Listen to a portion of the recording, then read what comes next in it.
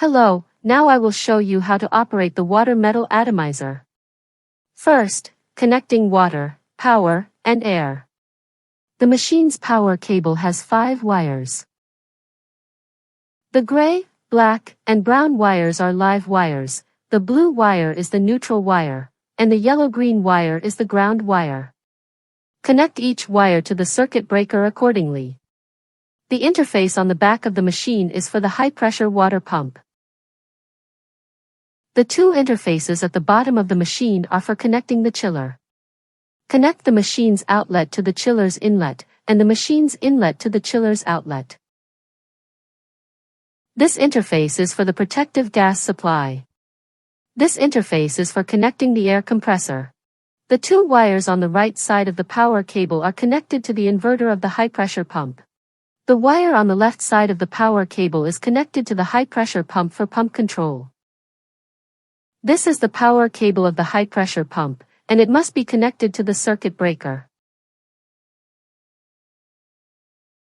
Connect the overflow port on the high-pressure water pump to the inlet of the water tank, and connect the outlet of the water tank to the inlet of the high-pressure pump.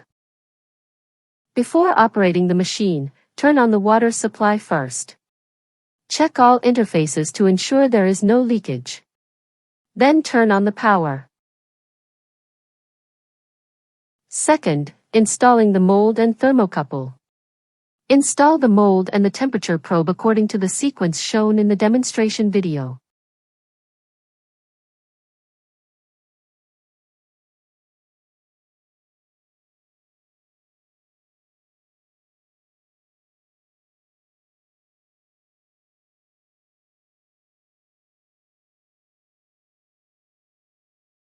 Third, machine operation. Place the casting material into the crucible. First, click Lick Lock on the control panel to lock the chamber lid. Tap the temperature number to set the melting temperature. Similarly, tap the power display box to set the power, or adjust it using the control knob below. After setting the temperature, click Heat to start melting, then click Gas to turn on the protective gas and adjust the gas flow. After melting is complete, before casting, ensure the cylinder has returned to its initial position. The indicator light here should be green. If not, press the reset button. Once the cylinder is reset, click Descend to raise the cylinder. Before casting, set the high-pressure pump to 30 to 40. After the high-pressure pump starts running, click Stopper to begin casting.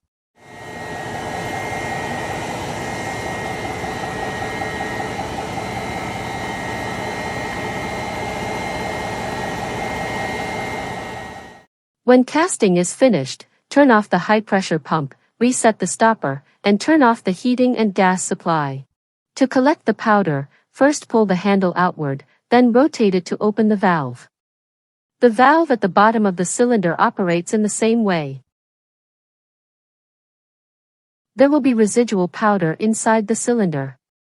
When the machine temperature drops below 100 degrees Celsius, click Rise to lower the cylinder, then click Push Out to push the cylinder outward and collect the remaining powder inside. After cleaning and collecting the powder, press the reset button to return the cylinder to its original position inside the machine.